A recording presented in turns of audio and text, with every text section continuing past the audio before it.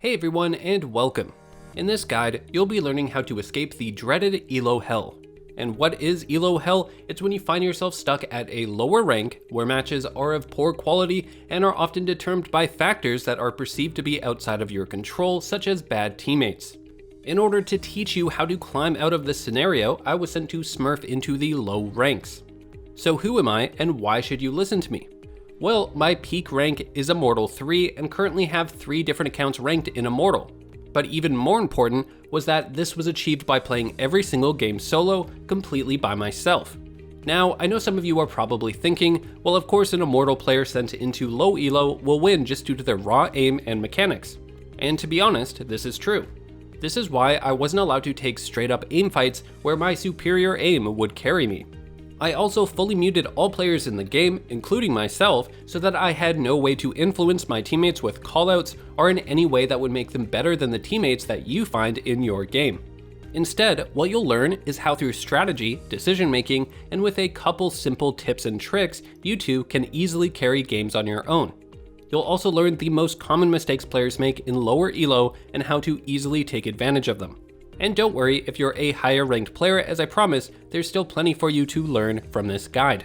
And remember that what we release here on YouTube is just a taste of our hyper improvement platform you'll find at SkillCapped.com. It's there you'll finally learn how to improve your aim, different techniques to win gunfights, and so much more. We have professional courses on every single agent, map, and mechanic in Valorant. And this is backed by the top pros, players, and coaches to make sure you're getting the most up-to-date and accurate info possible. In fact, we're so confident that you'll improve using our system that we offer a rank improvement guarantee. Check it out yourself in the link below, simply put in what rank you're currently stuck at, and find out what rank you're guaranteed by using our system. So what are you waiting for? Unlock your true potential and get the rank you've always wanted at skillcapped.com, link in the description below. Alright, let's jump straight into it, where we'll be facing Iron 3 to Silver 1 players on the map Ascent. Now, a common complaint from lower ranked players is that strategies around maps can feel a bit overwhelming or at worst, useless, since you're unable to coordinate with your teammates. However, there are very simple map specific strategies and rules to follow that don't require team coordination and can destroy opposing teams. For example, let's take a look at the map Ascent. You may have heard this before, but Ascent is all about controlling the middle area of the map. This is because if you don't go through the middle area of the map, you're then forced into funneling into tight, predictable choke points onto the sites that are easy to defend. So our goal is simple on Ascent: take control of the middle area of the map and force the enemy team to constantly take these predictable funnels into the sites. Now, I know what you're thinking. Oh god, what does taking mid control mean? How do I do that? That sounds complicated. Well, just check out how simple this is. You just place 2 standard smokes every single round on defense, one at the top of mid and one at B link. This pretty much prevents the enemy team from pushing into mid, since they'd have to go through the smoke and have their vision obscured and make for an easy kill. Great, so you've prevented the enemy team from pushing mid. Now what? A really good spot to head to is this corner. You'll catch a ton of players by surprise if they try to push out from B link into mid and get some free kills. At the same time, you're hidden away from any players at the top of mid, something we'll be getting into shortly. In this clip, while we're pushing into mid, we hear a bunch of gunshots and movement outside of B and even spot Reyna on the map. And this is our first rule you should follow when it comes to low elo. Low elo players do not lie. What do I mean by this? When you see an enemy team on one side of the map looking like they're going to attack that site, it almost always means they're going to continue to try and attack that site for the remainder of the round. Low elo players on the attacking side rarely use more advanced concepts like rotating, faking an attack, using lurkers, or playing default. The most common scenario is that they group up as 4 or 5 and try to hit one area of the map together. Alright, so I've taken control of mid and I know where the enemy team is. Now what? I know that a lot of you guys are wanting to push through that smoke and get a nice flank on the enemy team, but this would be far too risky. You see, all 5 of the enemy are still alive, and they're all in the area I'm about to push, so it's highly likely they have at least one person watching a push from mid. So I just patiently wait, watching the minimap for the enemy team to either push out of mid and for me to get that free kill, or for them to start pushing into B main. Again, there's no need for me to push and reveal my position. The enemy team is still outside of B, nothing has changed, I just have to be patient. It's not until 2 of my teammates start to push in from mid do I change up my strategy. And here, you'll learn exactly how to play off of bad teammates. It's really simple and super effective. Whenever one of your teammates pushes in or begins to take a gunfight, play the role of the second man and swing right after them. This allows you to trade kills if they die and get easy kills on enemies distracted by your teammate. As I prepare to do this, I spot the enemy Sage in a corner and begin firing. You're probably wondering why she isn't reacting. No, it's not because she's just that bad. It has to do with a concept called angle advantage. Angle advantage is a term used to describe when one player is closer to a corner than another player. This causes the player closest to the corner to have their vision blocked and the player further away from the corner to see the other player first. Now, with her dead, my Sova decides to push in, and again I use the exact same strategy of playing the second man. I let him entry frag into the new angles and look to swing off his contact with the enemy, resulting in a free kill on the enemy jet. One clip isn't convincing enough though, as I could have just been cherry picking singular moments. Instead, you'll see throughout this whole game how I repeatedly use the exact same simple to execute strategies to carry the game. So we head over to mid at the start of the round, place our 2 standard smokes, and begin pushing in. And what do I do after? Look to get into the exact same spot in the corner of mid, however this time something different happens. I hear the sound of someone top of mid. Because of this, I change my position to hug this corner, which keeps me better hidden from someone pushing from top of mid. Sova's owl drone clears out B link, so now I know I can focus on the top of mid without the risk of being shot in the back. However, I then hear someone rotating to B inside of the enemy spawn, which means soon I'll have someone who could be on my flank. I then hear someone pushing top of mid, and most importantly, drop off onto the grass. The metallic sound of the catwalk and top of mid sounds distinctly different from the grass, which is how I know they've dropped. I make sure to position my crosshair at head level, and it makes for an easy kill when Sage tries to rotate. I then immediately smoke off B link since I heard that player earlier on my flank. Now the enemy team knows where I am after I've killed Sage, so I look to push out and reposition to a safer spot that allows me to overlook the bomb. And it's here we see a really valuable tip. My teammates are pushing into B link. Currently, all of them are focusing on what's in front of them, so it would be pointless for me to also watch that angle. This is why I will be repeatedly checking top of mid to make sure there aren't any enemies that can shoot them in the back. As a general rule, you never want multiple players to be watching the same angle. Alright, here we find ourselves at the start of another round, and what a surprise. We're at mid, placing our 2 standard smokes, into then pushing into mid to take control of it. However, this time we can both see and hear enemies pushing into A main. Remember our previous rule, low elo players don't lie. They're telling us they're pushing A, so we can assume that's what they're going to do this round. And here we see the other benefit of mid control, it sets up flanks on the enemy. I simply push through mid to get behind the enemy team trying to attack A site. You'll notice that before I peek this corner, I jump onto the ledge. This is a really valuable trick to know, as it allows you to spot the heads of anyone hiding behind the box top of mid without them being able to see you. I then continue to push the flank, making sure to walk as not to reveal my position, along with checking all angles along the way in case they have a player waiting for me. A lot of you might be thinking you have to run in this position. I mean, by the time I get behind them, they've already taken sight, but you have to keep in mind that even once they're on the site, they won't be expecting someone to be behind them this fast. This allows me to get a free kill on Killjoy while she's planting.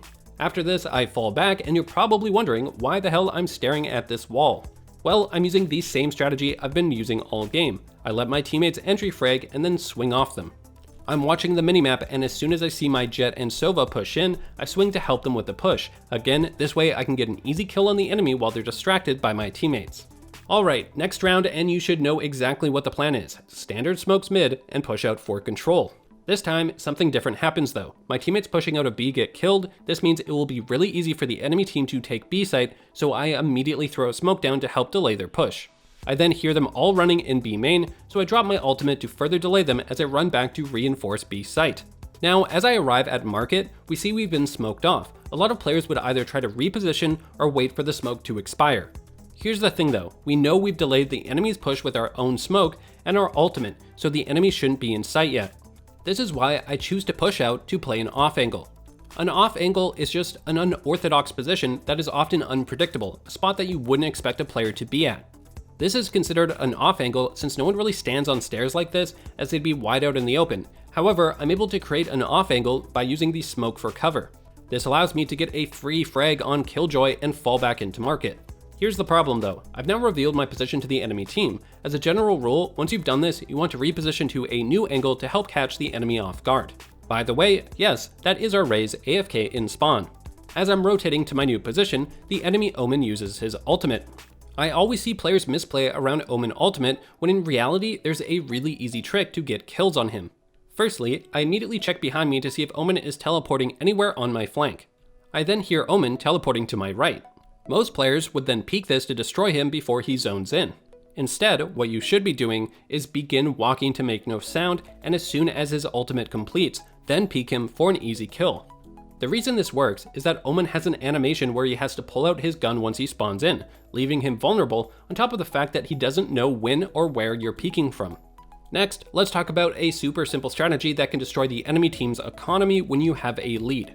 So you can see we're ahead 9-0. This doesn't really matter for this strategy though, all that matters is that we have a lot of credits banked for future rounds while the enemy team is broke and had to spend all of their money to afford rifles and armor this round.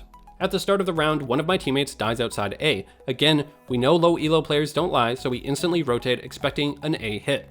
The remainder of our teammates die and we didn't get there in time to defend the site, so we find ourselves in a retake scenario with 5 enemies still alive. We don't want to just rush into the site in this scenario, we need to look for picks to start to whittle down their numbers. Killjoy then ults, which forces us to run away. At this point, we have very little time to work with while being in a 2 vs 4 scenario. Essentially, it's very unlikely that we'll be able to win this round. When in this scenario, you want to immediately think about gaining an economic advantage. If you have a weaker economy than the enemy, meaning you have less credits banked, then you should be looking to run away, play safe, and save your guns.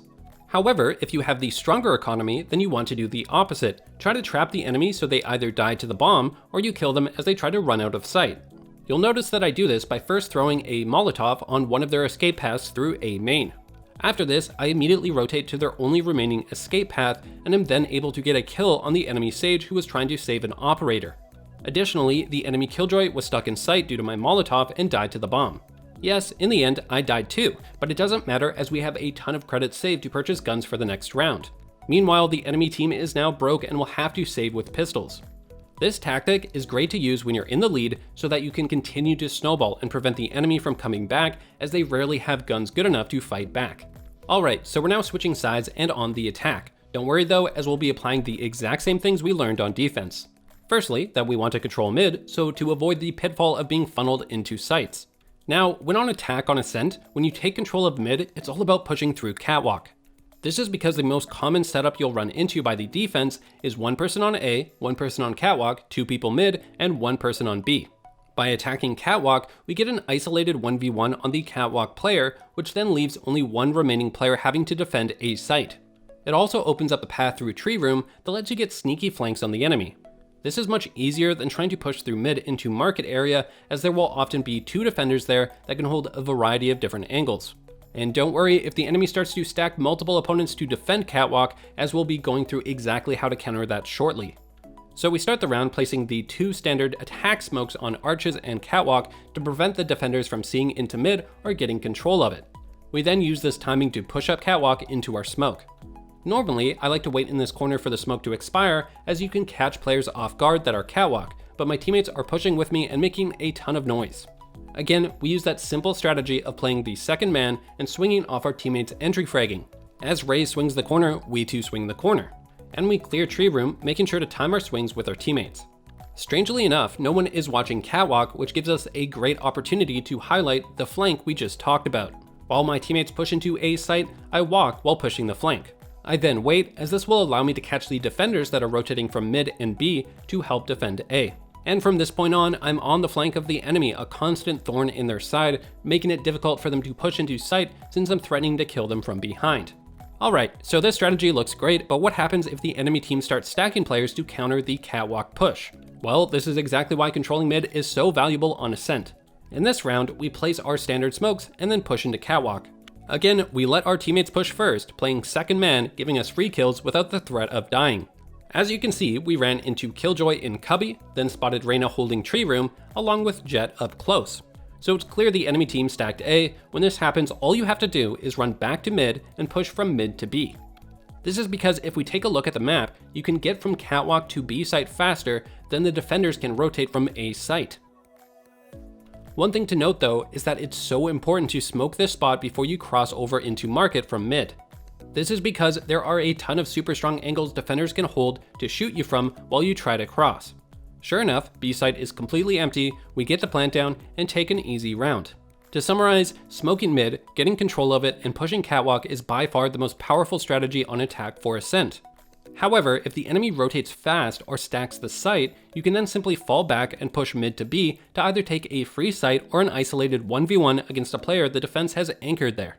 Now, I just want to highlight how throughout this entire game, every single one of my kills were essentially free, and not a single straight up gunfight was taken. Despite this, we won the game 13-2, and I finished the game with 27 kills and 5 deaths. The enemy was either always caught by surprise or distracted by one of my teammates when I killed them. This was not a high elo player trying to show off their godlike aim against weaker players for highlights. These were all very simple, fundamental concepts and tactics you too can use to get an advantage over your opponents to top frag and solo carry. And remember, if you're serious about improving and want to win more gunfights and get the rank you've always wanted, then check out SkillCapped.com, link in the description below. Otherwise, you know the deal. If you want to see more content that actually helps you improve, make sure to like, subscribe, and hit that bell icon. And if you have any questions that weren't answered in the guide, make sure to leave a comment below. We here at SkillCapped want to thank you for watching, and we'll catch you in the next one.